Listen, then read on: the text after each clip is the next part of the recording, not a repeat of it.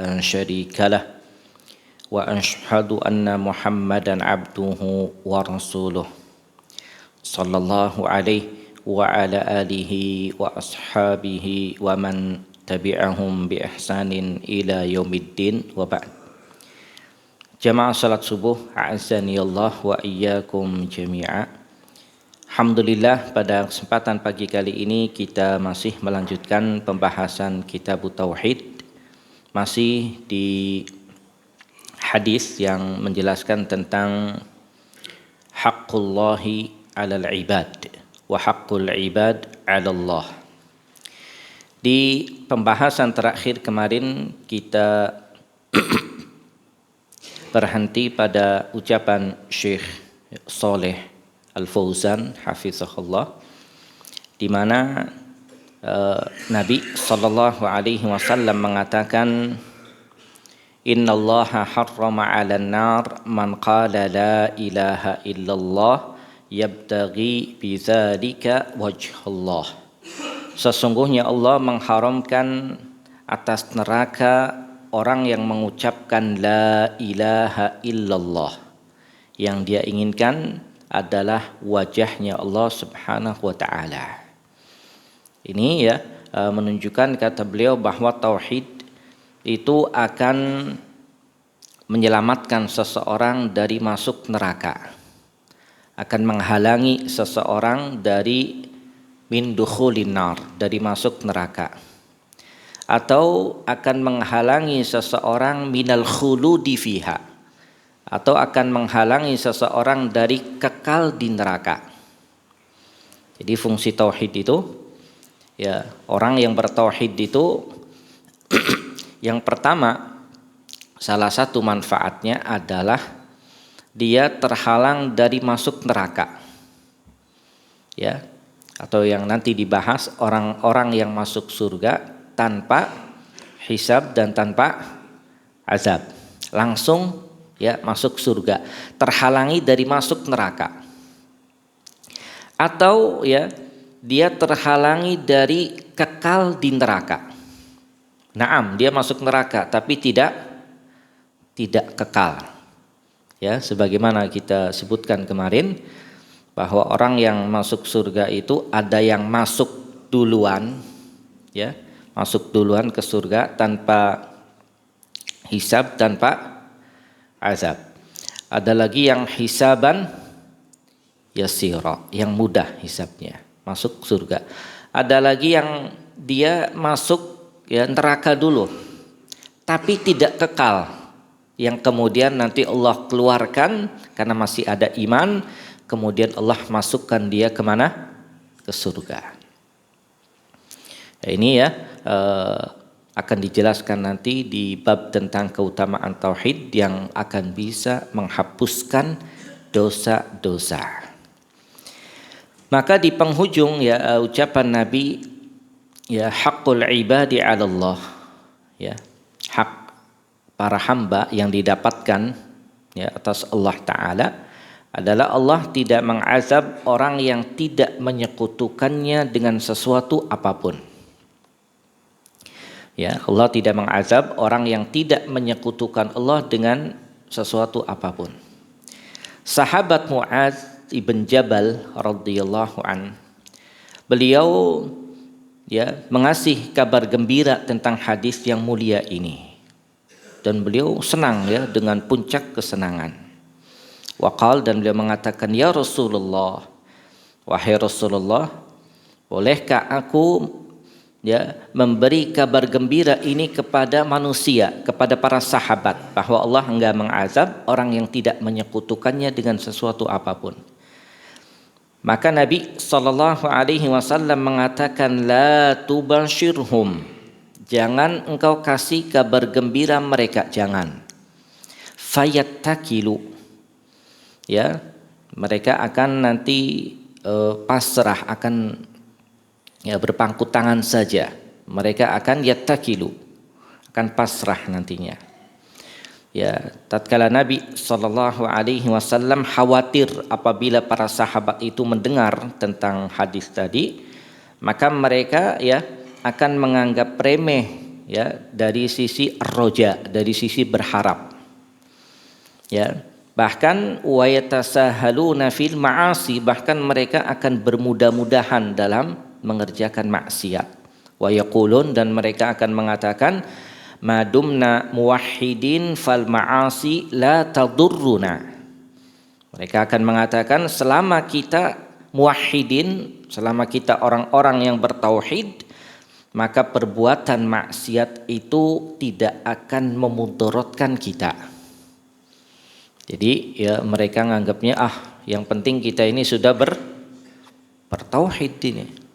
Maksiat tidak akan memudaratkan kita. Yang penting kita sudah bertauhid. Ini akan mengucapkan seperti ini.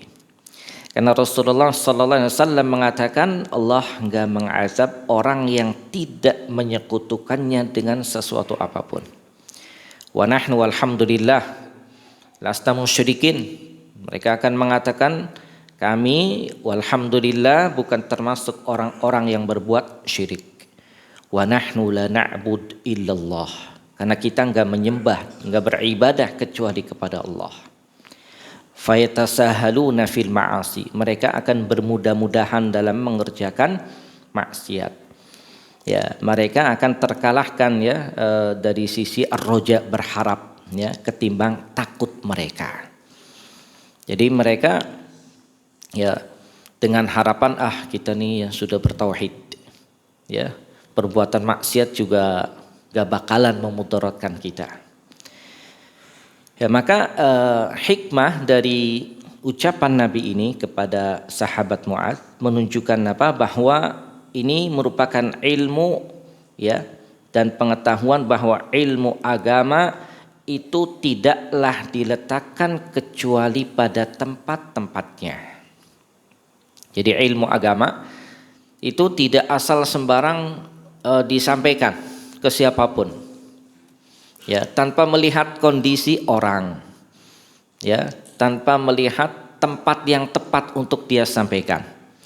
Maka apabila fa iza khifa min ilqa'il masail ala ba'din nas, ya, mahzurun akbar, apabila dikhawatirkan dari menyampaikan masalah-masalah agama ke sebagian manusia itu mudaratnya lebih besar, dia sampaikan ternyata mudaratnya lebih besar, maka fa innahum tuqtamu anhum ba'dul masail min ajli syafaqati bihim.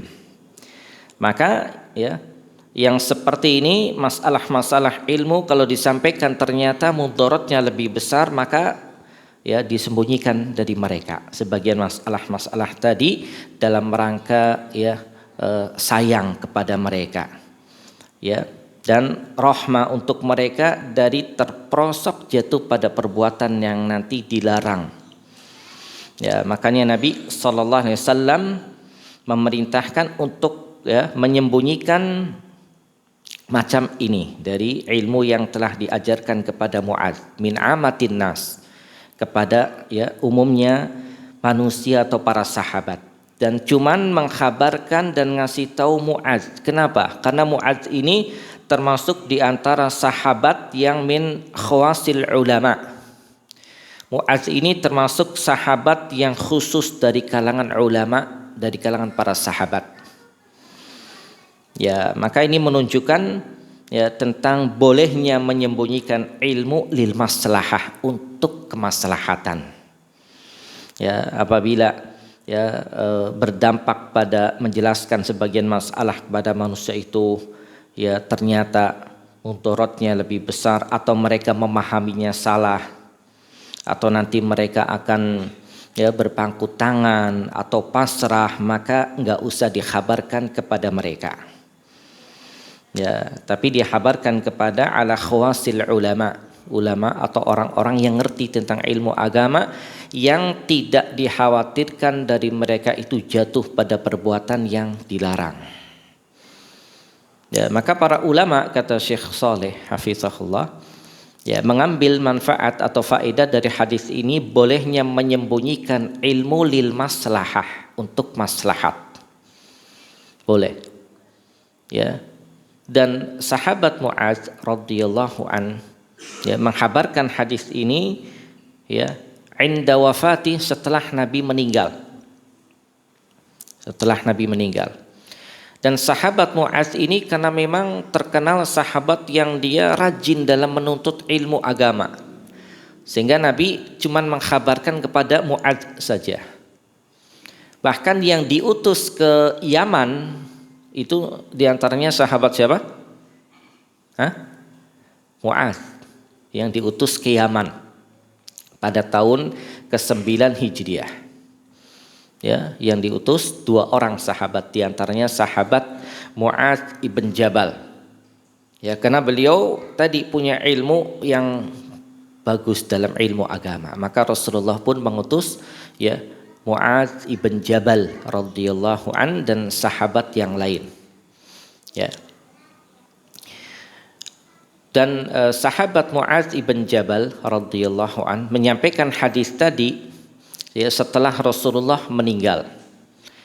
Kenapa? Khawatir ya tatkala sahabat Mu'adz ya meninggal dan dia punya hadis-hadis dan belum menyampaikannya kepada manusia. Ya, jadi setelah Nabi meninggal baru disampaikan hadis tentang tadi bahwa Allah enggak mengazab orang yang tidak menyekutukannya dengan sesuatu apapun. Maka ini sesuai dengan apa yang diucapkan oleh sahabat Ali radhiyallahu an, kata beliau, haditsun nasa bima ya'rifun. Ya, berbicaralah kepada manusia bima ya'rifun, dengan apa yang mereka tahu. Ya, aturiduna ayyukazzaballahu wa rasuluh, maukah kalian Allah dan Rasulnya itu nanti didustakan? Artinya jangan sampai dia mengucapkan kepada manusia ya sebagian masalah agama yang mana masalah ini atau perkara-perkara ini tersembunyi atas mereka maknanya, sesuatu yang susah. Ya, kalau disampaikan mereka nggak paham, nggak bisa ngambil faedah, ya, karena masalah-masalah yang memang jarang dan masalah-masalah khusus, maka ini hanya disampaikan ya kepada orang-orang yang memang alat talabatil ilm, kepada orang-orang yang memang penuntut ilmu yang khusus, yang memang mutamakkin, ingin faham, ya, ilmu-ilmu yang khusus yang pembahasannya dalam. Dan inilah di antara hikmah meletakkan sesuatu pada tempatnya. Pada tempatnya. Karena penting ya. Karena tidak semua masalah ilmu agama itu perlu disampaikan. Lihat kondisi orangnya. Contoh kata beliau, tatkala ya kita berada di depan atau di hadapan ya usah orang yang melakukan maksiat. Yashrabunal khumur. Mereka minum khamar. Atau mereka berbuat zina, atau mereka mencuri. Kemudian ya kita ucapkan Allahu Ghafurur Rahim. Jadi ada orang minum khamar, ada orang berbuat zina, ada orang mencuri, kemudian kita katakan Allahu Ghafurur Rahim. Allah itu zat yang maha pengampun dan zat yang maha penyayang. Allahu qaribun mujib, Allah maha dekat dan Allah maha mengabulkan doa. Allahu yaghfir wa yusamih, Allah itu mengampuni dan memaafkan. Kira-kira gimana? Ada orang berbuat zina, minum khamar, antum datang Allahu ghafurur rahim. Allah itu qaribun mujib. Allah itu zat yaghfir wa yusamih, Allah itu zat yang mengampuni dan memaafkan. Kira-kira gimana Pak? Kira-kira gimana? Tuh nggak apa-apa, Allah itu Ghafuru Rahim, sambil dianya minum khamar atau main ya, kalau judul kan HP ya, ini ke judi langsung. Ya, Allahu Ghafurur Rahim. Kira-kira gimana? Kalau diucapkan seperti ini maka fayasiduna fi syurur, maka keburukannya bertambah. Ya, nggak apa-apalah, qadar Allah juga Ghafurur Rahim. Maka keburukan mereka akan bertambah. Tapi kalau kita ucapkan kepada mereka ittaqullah, takutlah engkau kepada Allah. Ya, bertakwalah engkau kepada Allah Ta'ala. Allahu subhanahu wa ta'ala tawa'ada az-zunah bil azab wa tawa'ada ala sariqah. Allah mengancam pelaku zina dengan azab. Allah mengancam ya orang yang mencuri. Allah mengancam pelaku maksiat dengan azab yang pedih. Ya, kita sebutkan kepada mereka nas-nas tentang ancaman untuk apa? Agar mereka taubat. Ada orang melakukan dosa, diingatkan, ittaqillah ya akhi, takutlah kepada Allah, takwalah kepada Allah, takut engkau. Allah itu akan memberikan azab ya terhadap dosa ini. Diingatkan. Jangan dikatakan ya akhi, Allah itu Ghafurur Rahim, ya tambah nantinya. Tambah. Tapi kalau diingatkan yang seperti ini, ya maka ya dia pun akan kembali. Ya, maka kalau kita datang juga kepada orang-orang yang mutamassikin, orang-orang yang berpegang teguh dengan ketaatan, orang-orang yang thayyibin, ya, kemudian kita sebutkan kepada mereka ayat-ayat ancaman, ya, maka ini juga tidak tepat, akan tambah membuat mereka was-was. Ya, akan berlebihan nantinya. Ya, kita sebutkan kepada mereka ayat-ayat taisir, ayat-ayat berupa kemudahan, hadis-hadis tentang kemudahan, rahmah, tentang al-faraj, tentang jalan keluar. Ya, agar mereka tidak melampaui batas. Ya, jangan ya kepada orang-orang yang ya mutamassikin, ya orang-orang yang berpegang teguh, orang-orang yang taat, ya. Kita bawakan ayat-ayat ancaman. Jadi kebalik. Ya, mestinya kepada orang-orang yang taat, mutamassikin, itu disebutkan tentang dalil-dalil at-taisir, kemudahan. Ya. Nah, inilah yang kemudian dikatakan bahwa setiap kedudukan itu ada ucapan yang pas untuk diucapkan dan meletakkan al-umur, meletakkan perkara-perkara itu pada tempatnya, dan ini adalah wal mizanu sahih. Inilah timbangan yang tepat. Ya, kenapa? Karena manusia itu laisa ala haddin sawa. Mereka itu tidak dalam satu ya tingkatan. Manusia itu berbeda-beda. Semua orang itu ya dianggap atau diajak bicara dengan apa yang dia bisa mengambil manfaat. Ya, sehingga dia tidak memudaratkan dia. Ya, tidak hanya ya kita menyampaikan ayat-ayat tentang ancaman ya kepada orang-orang yang bermudah-mudahan, atau kita ya memberikan dan mendatangkan ayat-ayat tentang ancaman kepada orang-orang yang tadi rajin, jangan. Tapi setiap ya posisi dan maqam kedudukan itu ada ucapan yang pas untuk diucapkan. Maka inilah kata beliau talibul ilmi. Inilah penuntut ilmu. Ya, apabila perkara-perkaranya itu susah, ya, enggak diketahui oleh orang-orang awam, ya, dan tidak sampai ya kepada akal-akal mereka, enggak bisa difahami, maka jangan disampaikan. Ya, tapi sampaikanlah ya kepada orang-orang yang memang talabatil ilm, khusus orang-orang yang memang dia serius dalam belajar ilmu. Ya, dan kepada orang-orang yang memang ingin tahu. Makanya ya kata Ibnu Mas'ud, tidaklah engkau ya berbicara kepada suatu kaum dengan ucapan yang tidak sampai difahami oleh akal-akal mereka, kecuali akan jadi fitnah untuk sebagian mereka. Jadi antum kalau berbicara tentang masalah agama itu lihat orang dulu.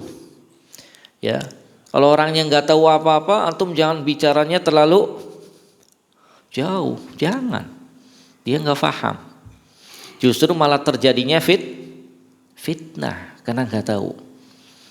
Ya, makanya kata sahabat Ali ya radhiyallahu an, kata beliau, haditsun nas bima ya'rifun. Ya, ucapkanlah ya, berbicaralah kepada manusia dengan apa yang mereka tahu. Ya, aturidun, apakah ya kalian mau Allah dan Rasulnya itu didustakan gara-gara ya tidak tepat dalam menyampaikan ilmu pada kondisi orang. Ya, orangnya awam ya. Dia mungkin masih ya minim, jangan terlalu jauh antum kasih tahu, yang mudah-mudah saja. Ya. Falhasil maka ya kata beliau anna talibal ilmi, bahwa penuntut ilmu, wal wa'iz atau orang yang senang memberikan nasihat, wal muallim orang yang mengajarkan ilmu, maka wajib untuk memperhatikan ahwalal hadirin wa ahwalan nas. Wajib baginya untuk memperhatikan keadaan-keadaan orang yang ada yang di sekitar dia, atau wajib baginya untuk memperhatikan keadaan manusia dan memberikan kepada mereka apa yang mereka butuhkan minal masail, dari masalah-masalah agama. Jangan disampaikan kepada mereka, kata beliau, masalah-masalah yang gharibah, yang asing, yang tidak sampai kepada mereka. Ya. Kalau ternyata ya kita datang kepada inda talabah ilm, ya, kepada penuntut ilmu yang pemula, jangan sampaikan kepada mereka hal-hal yang asing dalam masalah agama, yang tidak diketahui illa rasikhun, kecuali orang-orang yang dalam hal ilmu. Tapi ajarkan kepada mereka dasar-dasar yang memudahkan, yang akan ya yatadarrujun, bertahap nanti sedikit demi sedikit. Jangan ya kita sampaikan kepada orang yang baru ngaji itu, antum baca Sahih Bukhari. Kira-kira gimana? Ya, kadang kitabnya aja nggak tahu gitu ya, antum baca Sahih Bukhari.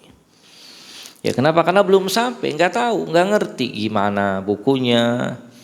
Tahu-tahu baru belajar agama langsung pegang bukunya yang tebal. Yang antum baca Sahih Bukhari. Ini nggak sampai, ya belum sampai. Akan tetapi ya yang lebih mudah itu tadi ya tadarruj bertahap. Sampaikan kepadanya al-arba'in, hadis-hadis arba'in an-nawawiyah. Ya karena itu ya hadis arba'in ini hampir di semua masjid dan pondok itu dibahas. Ini lumrah gitu, sudah diketahui. Sampaikan yang itu. Atau hadis-hadis yang dekat dengan itu, ya, atau syurutun shalah, ya, tentang syarat-syarat salat, tentang hukum-hukum tohara, bersuci, ya. Kenapa? Karena itu termasuk ibadah harian yang orang butuh tahu dengan baik dan benar, ya.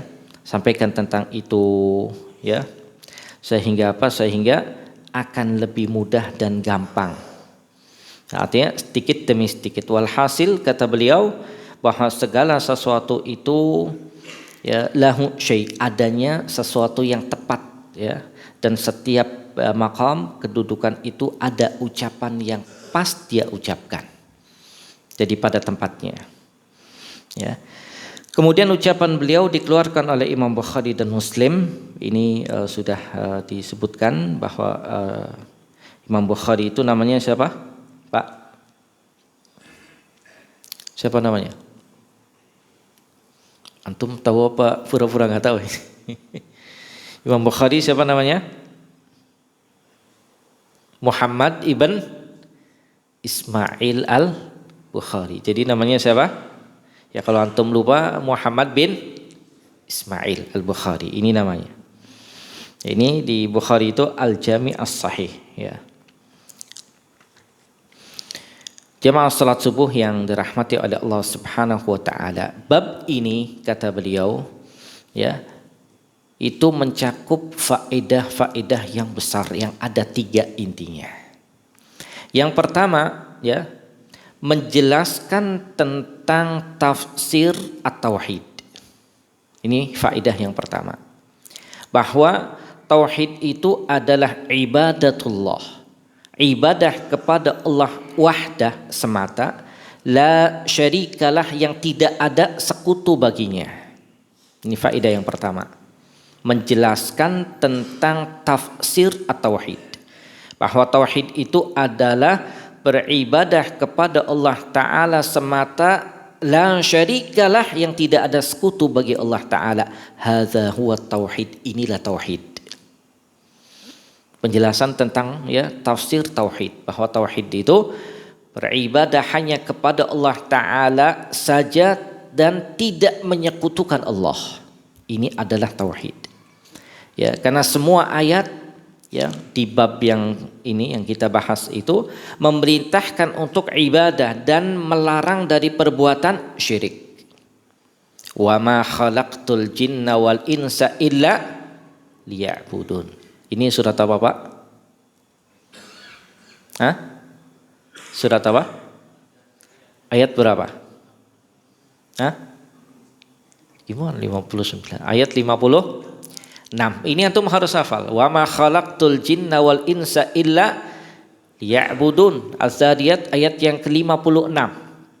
Dan tidaklah aku ciptakan jin dan manusia melainkan agar mereka beribadah kepadaku.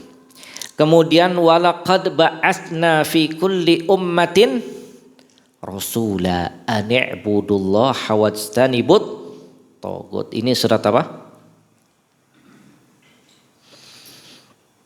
Antum lupa ya. An-Nahl ayat 36. Ini harus hafal. Dan kami telah mengutus seorang rasul pada setiap umat untuk beribadah hanya kepada Allah dan menjauhi taghut. Ya, kemudian surah Al-Isra ayat 23. Wa qadha rabbuka alla ta'budu illa iyyah. Dan Rabbmu memerintahkan agar kamu tidak beribadah kecuali hanya kepadanya. Ibadah hanya kepada Allah. Kemudian An-Nisa ayat 36. Wa'budullaha wa la tusyriku bihi syai'a. Dan sembahlah Allah dan janganlah kalian menyekutukan Allah dengan sesuatu apapun. Tadi surat Az-Zariyat ayat berapa? 56. An-Nahl ayat 36. Kemudian apa lagi? Surat apa tadi? An-Nisa ayat berapa? 23. Ya. Al-Isra ayat 23. Kemudian An-Nisa 36. Ini dalilnya mesti antum harus hafal karena berkenaan dengan tauhid. Wa ma khalaqtul jinna wal insa illa liya'budun. Wa laqad ba'atsna fi kulli ummatin rasulan an i'budullaha wajtanibut taghut. Kemudian wa qadha rabbuka alla ta'budu illa iyyah wa'budullaha wa la tusyriku bihi syai'a. Ada berapa tadi? 4. Az-Zariyat ayat berapa? 56. An-Nahl ayat 36. Al-Isra ayat 23. An-Nisa ayat 36. Jadi kalau antum ingin kuat tauhidnya, hafalkan ayat-ayatnya tadi. Dan ini ayat yang pertama-tama dalam pembahasan tauhid. Wa ma khalaqtul jinna wal insa illa liya'budun. Wa laqad ba'atsna fi kulli ummatin rasula an i'budullaha wajtanibut taghut. Ya, kemudian apa tadi? Wa qadha rabbuka alla ta'budu illa iyyah wa'budullaha wa la tusyriku bihi syai'a. Itu antum hafalkan. Dan ini mudah, gampang. Daripada antum lihat HP dari pagi sampai malam, itu kadang hafal antum berita. Nah, ini mesti hafal. Kemudian faedah yang kedua, ya, dari bab ini kata beliau bahwa para rasul mereka itu diutus untuk menyerukan tauhid ibadah. Bahwa para rasul diutus oleh Allah Ta'ala untuk berdakwah kepada tauhid al-ibadah, bukan tauhid rububiyah. Bukan, ya, karena ya kalau dilihat ya mereka ya sudah mengakui tentang tauhid rububiyah. Ya, sehingga para rasul itu diutus oleh Allah Ta'ala untuk menyampaikan agar mereka beribadah. Ya, karena mereka itu mengakui Al-Khaliq, sang pencipta, sang pemberi rizki adalah Allah Ta'ala. Ya, dan mereka tahu ya bahwa hal yang seperti ini sudah ada pada manusia. Mereka mengakui bahwa Allah itu Al-Khaliq, sang pencipta, Ar-Raziq, Al-Muhyi, Al-Mumit, Al-Mudabbir. Mereka mengakui akan hal ini. Jadi tauhid ar-rububiyah sudah ada pada sebagian manusia. Fitrahnya seperti itu. Ya, karena mereka nggak mungkin ya menciptakan mereka sendiri, pasti ada yang menciptakan. Am khuliqu min ghairi syai'in am humul khaliqun, apakah mereka diciptakan dari selain sesuatu atau mereka menciptakan diri mereka sendiri? Am khalaqnus samawati wal ard bal la yuqinun, ataukah mereka menciptakan langit dan bumi? Bal la yuqinun, mereka sendiri enggak yakin. Afama yakhluq kama la yakhluq afala tazakkarun, apakah yang menciptakan dan yang tidak menciptakan itu sama? Ya, maka ayat-ayat menunjukkan bahwa manusia itu menetapkan tauhid rububiyah. Ini ada. Tapi yang seperti ini belum cukup membuat mereka masuk Islam. Ya, makanya kenapa kemudian para rasul itu diutus oleh Allah Ta'ala untuk menyampaikan tauhid al-uluhiyah, agar mereka hanya beribadah kepada Allah. Kemudian faedah yang ketiga, pada firman Allah Ta'ala, wa ma khalaqtul jinna wal insa illa liya'budun. Ini adalah hikmah dari ayat ini, hikmah diciptakannya jin dan manusia itu untuk ibadah. Ya, Allah menciptakan kita, menciptakan manusia dan jin itu untuk satu hikmah, agar mereka beribadah kepada Allah Ta'ala. Tadi wa ma khalaqtul jinna wal insa illa liya'budun. Kenapa di sini didahulukan jin dulu, Pak? Kemudian manusia. Nah, karena jin itu diciptakan dulu daripada manusia. Makanya disebut wa ma khalaqtul jinna wal insa illa liya'budun, untuk ibadah. Maka aneh kalau ada orang ternyata dalam kehidupan dunia ini dia enggak beribadah kepada Allah Ta'ala, padahal tujuan Allah ciptakan untuk ibadah. Dan di ayat yang kedua An-Nahl ayat 36, walaqad ba'atsna fi kulli ummatin rasulan an i'budullah wajtanibut taghut. Ini hikmahnya adalah para rasul semuanya, mereka dari yang pertama sampai yang terakhir, mereka datang dengan perintah untuk beribadah kepada Allah dan meninggalkan ibadah selain Allah. Rasul yang pertama itu siapa, Pak? Siapa? Nabi Nuh, sampai rasul yang terakhir.